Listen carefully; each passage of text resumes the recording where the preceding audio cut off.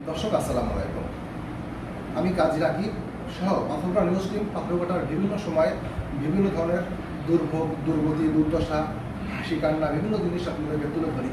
আজ আমরা তুলে ধরবো এক মানবিক ডাক্তারের মানবিক দৃষ্টিকোণ থেকে কিছু মানুষের জন্য কাজ করার কিছু তথ্য জানবো একজন ডাক্তারের কাছ থেকে। আমার কথা বলবো পাথরঘাটা উপজেলা স্বাস্থ্য কমপ্লেক্সের চিকিৎসক জি আকবরের সাথে। আমরা দেখেছি পাথরঘাটার যিনি জয়েন করেছেন দীর্ঘ বেশ কিছুদিন আগেই তিনি একটি ফেসবুকে মানবিক স্ট্যাটাস দিয়েছেন। সেই স্ট্যাটাসটি ইতিমধ্যে ভাইরাল হয়েছে। আমি পাথরঘাটা নিউজ থেকে নিউজও করবো নিয়ে আমরা শুনবো সেই স্ট্যাটাসটির পিছনে কী কাহিনী এবং একজন চিকিৎসক হিসেবে কতটুকু দায়িত্ব নিতে পারলে একজন রোগীর জন্য চিকিৎসা সেবা দেওয়া সম্ভব। আরেকটি বিষয় জানিয়ে রাখি, আমরা যে বিষয়টি নিয়ে কথা বলছি সেটা হচ্ছে একটি আগুনে দগ্ধ রোগীর বিষয়ে। একটি আগুনে দগ্ধ রোগী পাথরঘাটা স্বাস্থ্য কমপ্লেক্সে চিকিৎসা নেওয়ার জন্য এসেছেন, তবে তার কোনো ছেলে সন্তানরা তার মায়ের চিকিৎসা দেওয়ার জন্য আসেনি। এই ডাক্তার সাহেব তিনি তার সন্তানদেরকে নিজেকে পুলিশ পরিচয় দিয়ে ফোন করেও সেই সন্তানদেরকে হাসপাতালে আনতে পারেননি। বাধ্য হয়ে থানা থেকে পুলিশ পাঠিয়ে সেই সন্তানদেরকে থানায় হাসপাতালে নিয়ে এসে চিকিৎসার ব্যবস্থা করেছেন জি আকবর সাহেব। জি আকবর সাহেব, আপনাকে ধন্যবাদ জানাচ্ছি পাথরঘাটা নিউজ থেকে। আপনি কেমন আছেন এবং কী ঘটনা ঘটলো মূলত গত রাতে যে একটা স্ট্যাটাস দিয়েছেন ফেসবুকে, আমরা ইতিমধ্যে ফেসবুকের স্ট্যাটাসটি ভাইরাল হয়েছে, যদি বলতেন আমার দর্শকদের। ধন্যবাদ। গত রাতে আমার ইমার্জেন্সি ডিউটি ছিল পাথরঘাটা উপজেলা স্বাস্থ্য কমপ্লেক্স। তো ইমার্জেন্সি ডিউটিগুলো আসলে আমরা সবসময় আতঙ্কে থাকি, বিশেষ করে ফিজিক্যাল অ্যাসল্টের রোগী, বিষ খাওয়া রোগী, এই টাইপের রোগী যাতে না আসে। কিন্তু দুর্ভাগ্যবশত কালকে এই টাইপের রোগীগুলো বেশি আসতেছিল। প্রায় আনুমানিক 1টা থেকে 1:30 পর্যন্ত ফিজিক্যাল অ্যাসল্ট এবং দুটো বিষ খাওয়া রোগী আসছিল। তো এগুলো ম্যানেজ করতে করতে হঠাৎ করেই রাত 1টা পর্যন্ত, জি 1:30 পর্যন্ত আমরা ওগুলো ম্যানেজ করতে করতে হঠাৎ করেই মানে রোগীটা ম্যানেজ করছে আমরা রাত 1:30 পর্যন্ত। কিন্তু এর মাঝেই 11:30 থেকে আনুমানিক 11:30 থেকে এক রিক্সা চাচা এসে বলতেছে যে স্যার একজন পোড়া রোগী আসতেছে, উনি হয়তো ওনাদের হেঁটে আসতে দেখতেছেন।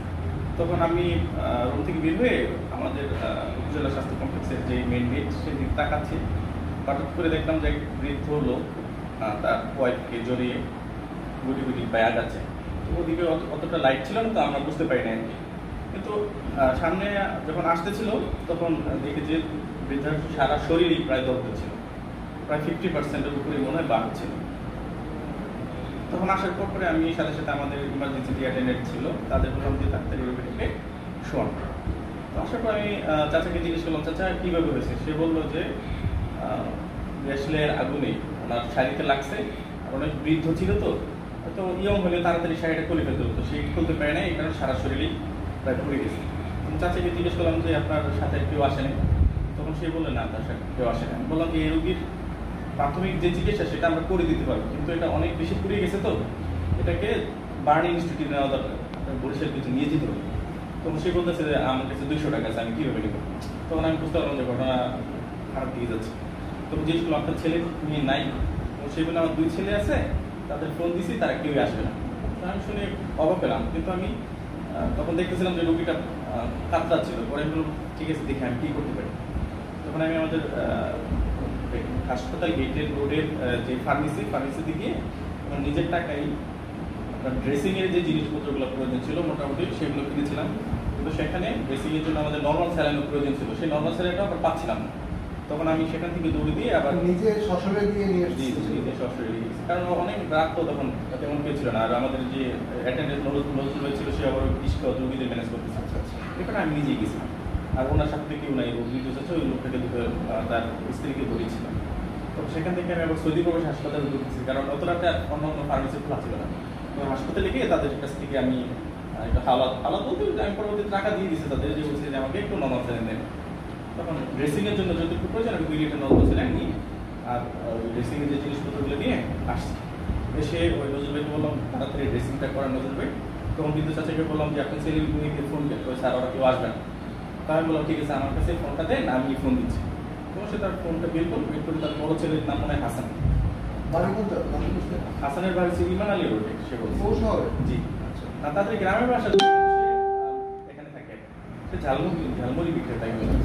তখন আমি তাকে ফোন দিয়েছিলাম, তখন রাত প্রায় 12:30 বাজে। আমার ফোনটা কেটে দিচ্ছে, কেটে দেওয়ার পরবর্তী আমি ফোন দিচ্ছি, দেখি তার ফোন বন্ধ। তখন চাচাকে বললাম চাচা ফোন বন্ধ করে রাখছে, একটা ছোটো ছেলের ফোন নাম্বার দেয়। ছোটো ছেলের ফোন নাম্বার দেওয়ার পরে তখন মাথার মধ্যে আমার একটা বুদ্ধি আসলো যে আমি যদি যেহেতু তারা আসতে চাচ্ছে না, তো আমি যদি নর্মাল পরিচয় দিই সে আরো আসবি না। তখন আমি বললাম যে থানার যেহেতু প্রশাসনের লোককে সবাই ভয় পায়, তখন আমি বলতেছি যে ফোন দিয়ে ওকে বললাম যে আমি পাথরঘাটা থানা থেকে বলতেছি যে তোমার মা অনেকটাই পুড়ে হাসপাতালে ভর্তি আছে, তুমি তাড়াতাড়ি এখন আসো। তখন সেই থানার লোক শুনে একটু মানে আসতেছে। ওটার পর প্রায় 20-25 মিনিট হয়ে গেলো, আসতেছে না। তখন অনেক মানুষ আরো জড়ো হয়ে গেছিল, আর ওখানে 2-3টা রোগী ছিল, তো অ্যাটেন্ডেন্স ছিল। তখন তারাও বলতেছে যে স্যার ওর তো আসতেছে না, স্যার আবার একটা ফোন দেয়। তখন বলতেছে স্যার একটু মানে কারণ পুলিশের তো ধমক দেয়, একটু দেন। তখন আমি নিজে একটু ধমক দিয়ে বললাম যে তুমি আসবা 5 মিনিটের মধ্যে আসো, আর তুমি আসার সময় তোমার বড় ভাইকে নিয়ে আসবে, তা না হলে আমি কিন্তু তোমাদের বিরুদ্ধে ব্যবস্থা নেব। তো সে বলতেছে স্যার আমি রিক্সা হচ্ছে না, আমি তাড়াতাড়ি হেঁটে আসো। তখন ও ছোট ভাই আসছে, ছোট ভাই আসার পর তখন প্রায় 1টার মতো হচ্ছে, 1:30টার দিকে আছে। তখন ওই ছোট ছেলে যখন আসছে তখন লোকজন আমার কাছে নিয়ে আসছে, স্যার এটা ছোট ছেলে। আমি দেখলাম যে তোমার বড় ভাইকে বলতেছি বড় ভাই আসবে না স্যার। বড় ভাই আসবে না মানে পরে বললাম যে তুমি আসো না কেন, তোমার মা যে পড়ে গেছে তোমাকে ফোন দিছে, মানে প্রশংসা করতেছে। আমি বললাম যে এটা তো ঠিক করে না, তোমার মা, তোমার জন্মদাত্রী মা, তোমার যত সম্পর্ক খারাপ থাকবে, সে পুড়ে গেছে, এটা শুনে তুমি আসবে না, কি সন্তান হয়েছে। তখন করছি কি তাড়াতাড়ি তোমার মায়ের চিকিৎসার জন্য বরিশাল নিতে হবে, এখান থেকে যতটুকু পারছি আমরা করে দিছি, তাড়াতাড়ি বরিশাল নেওয়ার ব্যবস্থা করবো, কিভাবে করবা এটা আমি জানি না। তো সে বলতেছে স্যার আমার কাছে একটা নেই, আমি তাড়াতাড়ি তোমার আত্মীয়স্বজনকে ফোন করবো। তো আমার সঙ্গে সে কয়েকজনকে ফোন দিছে, অনেকে বলছে যে তুমি আমার 10,000 টাকা দেয় আমি দিয়ে দেবো, আমার সঙ্গে ফোন দিচ্ছে, কিন্তু কেউ আসলে দিতে চায় না। পরে ওখানে সাথে অ্যাটেন্ডেন্ট ছিল, ওই 20 খাওয়া রোগীর সাথে। তো সে এবার বলতেছে স্যার ওর বড় ভাই আমি চিনি, ওর বড় ভাই আজকেও ব্যাংকে 10,000 টাকা রাখছে, ওর বড় ভাইয়ের কাছে টাকা আছে। তখন আমি বললাম যে তো ওর বড় ভাইকে আনা দরকার, যেহেতু ওর কাছে টাকা আছে। ওর বড় ভাইয়ের ফোন বন্ধ ছিল, তখন সে বলতেছে যে ওর বড় ভাইয়ের ওয়াইফের নাম্বার আছে। তখন তার ওয়াইফকে ওই ছেলে ফোন দিচ্ছে, ফোন করার পর সেই ফোন করে আবার আমাকে হাতে দিচ্ছে, বলতেছে আপনার কথা বলেন। আমি বলতেছি যে আমি থানা থেকে বলতেছি যে তোমার স্বামীকে ফোন করা হয়েছিল, ফোন বন্ধ করে রাখছে, তোমার শাশুড়ি অসুস্থ, তাড়াতাড়ি আসে। তখন সে ওই ছেলেটাকে ফোন দিচ্ছে, সে আবার বলতেছে কে আপনি, আপনি কথা কেন বলতেছেন, আমাকে ধমকের কথা বলতেছেন, আমার বাবার সাথে আমার কোনো সম্পর্ক নেই, আমি যেতে পারবো না, আমি সম্পর্ক আছে না আছে সেটা আমরা পরে দেখবো, তুমি আগে তোমার বাবাকে সেভ করো। সে বলতেছে না বাবা মরে গেলাম, আসবেন, আমি কিন্তু তাহলে পুলিশ পাঠাচ্ছি, কয়েকটা যারে পাঠান, আমাকে কেউ নিতে পারবে। এটা হচ্ছে হাসান, বড় ছেলে হাসান। পরবর্তীতে আমি চিন্তা করলাম যে আনতে হবে। পরে আমি পাথরঘাটা থানার ডিএমপি অফিসার তাকে ফোন করলাম, ফোন করে ঘটনাটা বললাম। তখন সে বলছে স্যার আমি কিন্তু পাঠাচ্ছি। তখন তারা 3 জন পুলিশ পাঠাইছে, তাদের আমি বললাম যে তারও একটা আফসোস করলো। পরে বললো ঠিক আছে স্যার, ওটা ঠিকানা করে আমি ছোট ভাই চিনে নিয়ে আসেন, বলো জীবন আলী রোডে থেকে, আমি কাছে রেখেছি তাই নিয়ে আসেন। পরে রাত প্রায় 2টা বাজে ওই ছেলেকে নিয়ে আসছে। তারাও পুলিশরাও তাকে অনেক রিকোয়েস্ট করছে, সে আসবে না। তো পুলিশরা এসে আমাকে বলতেছে স্যার অনেক রিকোয়েস্ট করার পরে আসবেই না স্যার। আমি মারেন না কেন, মারবো স্যার, এখন যে যুগ মারলে আবার বলবো যে আপনি অফার আমার মারতেছেন, দেখা যাবে সম্পর্ক পারিবারিক সম্পর্ক নেই, এগুলো মানে আচ্ছা ঠিক আছে। তো ওই ছেলেকে রাখছি, সে আমার সাথে একটু মানে খারাপ ব্যাপারে করতেছে যে আমি তাকে ধমকতেছি। সে বলতেছে আপনি আমাকে ফোন দিচ্ছেন, ফোন দিচ্ছি তোমার অন্যায় হয়েছে, তোমার বাপ মা, আমার তো বাপ মা না, আমি কিছু করতেছি, তুমি তোমার বাপ মার জন্য করবো না। তখন সে বলতেছে যে না এই বাবার জন্য আমি কিছু করবো না, আমিও কয়েকদিন আগে আমার ছোট ছেলে নিয়ে হাসপাতালে ভর্তি রাখছি, আমার বাবা আমাকে দেখতে আসেনি, এইসব বলতেছে। আমি দেখো পারিবারিক কি হচ্ছে না সেটা বড় কথা নেই, এগুলো তোমার পরবর্তীতে ম্যানেজ করো, কিন্তু আগে তোমার মাকে বাঁচাও, তোমার মাকে বরিশাল নিতে হবে। আমরা আমাদের পক্ষ থেকে যথেষ্ট করছি, তোমরা একটি বরিশাল নিয়ে যাও, কারণ বার্নে না নিলে এত বেশি পড়ছে ওটা আমরা ম্যানেজ করতে পারবো না, ফ্লুইড দিতে পারবো না, হার্টমেন্ট স্যালাইন আমাদের সাপ্লাই নেই, আমি নর্মাল স্যালাইন দিয়ে মোটামুটি ম্যানেজ করার চেষ্টা করছি যেটুকু পারছি। পরে সে বলতেছে আমি পারবি না, আমি বলি পারবি না পারবি, আমি তখন কি করে বলতেছি পারবি না পারবি সেটা আমি করে দেখবো, এখন তোর ভাইকে নিয়ে উপরে যাই, আগে তোর মাকে দেখ।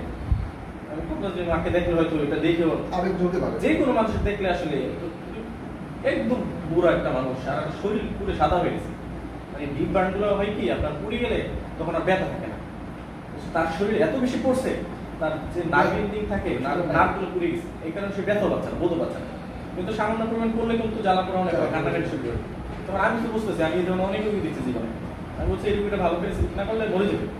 তখন সে উপরে গেছে, উপরে যাওয়ার পর থানার পুলিশ ওরা বলতেছে স্যার দেখছেন কি অবস্থা, স্যার আমার অবশ্যই একটু মানে উপদেশ দিচ্ছে স্যার, আমি গিয়ে এত রিকোয়েস্ট করছি সেগুলোটা আপনার বিরুদ্ধে ব্যবস্থা নেবে।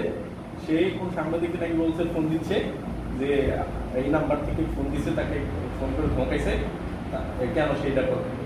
আমি আসলে এটা আমার পরে দেখি, পরে ফিনিশ করবো না, আপনি যেমন কষ্ট করলেন অনেক আছে কষ্ট আপনি করতেছেন বেশি। পরে অনেক চলে গেল, পরে প্রায় আনুমানিক তখন 2:30 বাজে। 2:30 দিকে আমাকে আপনার উপর থেকে সিস্টার ফোন দিল, কারণ তখন ওর সাথে কোনো অ্যাটেন্ডেন্ট ছিল না, এই কারণে আমি রেফার টেফার লিখে নিই, কারণ রেফার টেফার কে নিয়ে যাবে, এই কারণে আমি তাড়াতাড়ি রেসিডেন্টের উপরে গিয়ে আগে ফ্লুইড ম্যানেজমেন্ট করার জন্য পাঠিয়ে দিচ্ছি।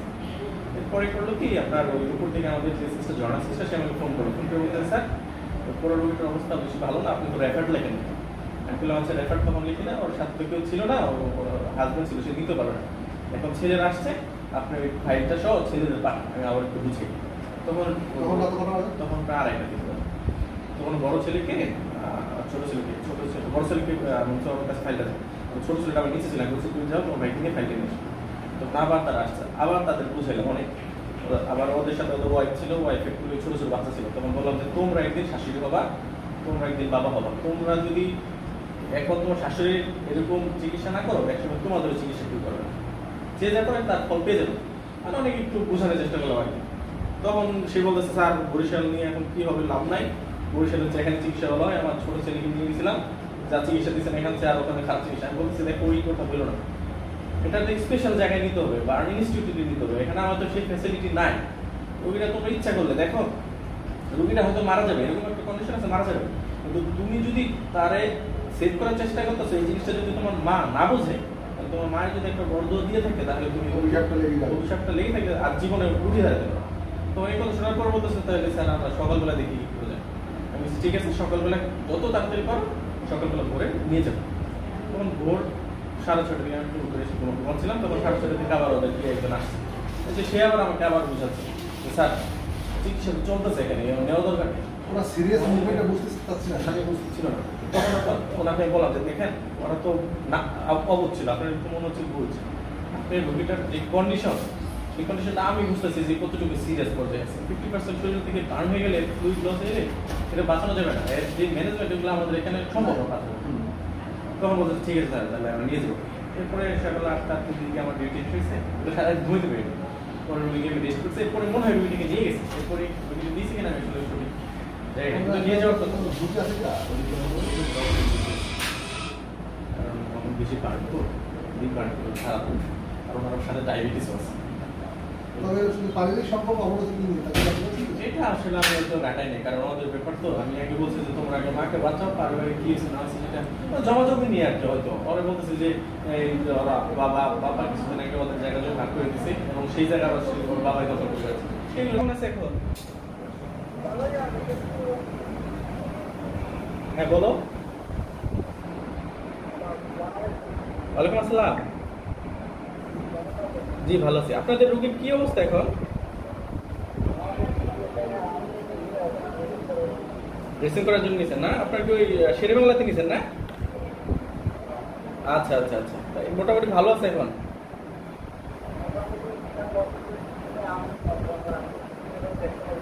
আচ্ছা আচ্ছা,